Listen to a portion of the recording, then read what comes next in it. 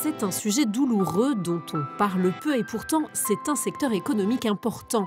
Environ 1 millier d'entreprises chez nous font partie de l'industrie funéraire. Un secteur encore très traditionnel qui connaît tout de même des évolutions et parmi elles l'apparition de funérailles plus écologiques. Un défi auquel se sont attaqués ces deux anciens employés du secteur. En 2023, ils ont créé leur propre entreprise spécialisée dans l'aménagement de cimetières et la fourniture de services aux pompes funèbres. Actuellement, en funérailles écologiques, il n'y a presque rien. On parle un peu de cercueils en bois non traités, de temps en temps un corbillard électrique. Mais concrètement, il n'y a vraiment rien encore qui est mis en place. L'idée, c'est de réduire au maximum cet impact carbone qu'on retrouve dans les funérailles actuellement. Pour cela, le duo fournit notamment des cercueils fabriqués à base de carton, autorisés par la région depuis 2019. Ici, il s'agit de cartons recyclés fabriqués en France, personnalisables et 100% biodégradables. Il est composé de pas beaucoup d'éléments. Il y a des poignées qui sont ici en coton, donc qui se glissent à l'intérieur, et il y a des clips de fermeture ici pour le cercueil.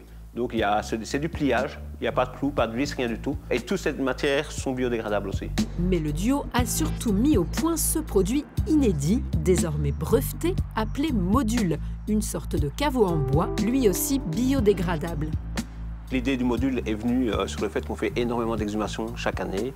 Et je me suis rendu compte très vite qu'on retrouvait énormément de déchets dans les sols. Donc il faut savoir qu'on retrouve environ entre 60 et 70 kg de déchets hors corps humain. Donc c'est tout ce qui est bois de cercueil, plastique, le synthétique, les vêtements. Ici, peu de déchets, les personnes qui choisissent ce nouveau mode d'inhumation ont d'ailleurs une charte à respecter. Pas de vêtements synthétiques par exemple, ni de chaussures en cuir.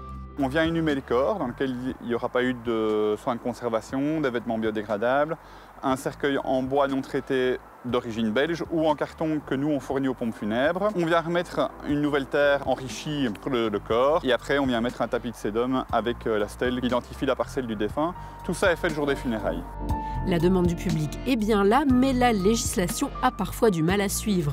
Les communes doivent changer le règlement, c'est de dire à un moment on fait une parcelle avec telle nouvelle réglementation pour des inhumations de type écologique. Des inhumations écologiques, mais aussi économiques. Le prix est fixé par les pompes funèbres, mais on estime quand même qu'il est plus ou moins 30% moins cher qu'avec un monument funéraire. Encore confidentiel, les funérailles écologiques se développent donc.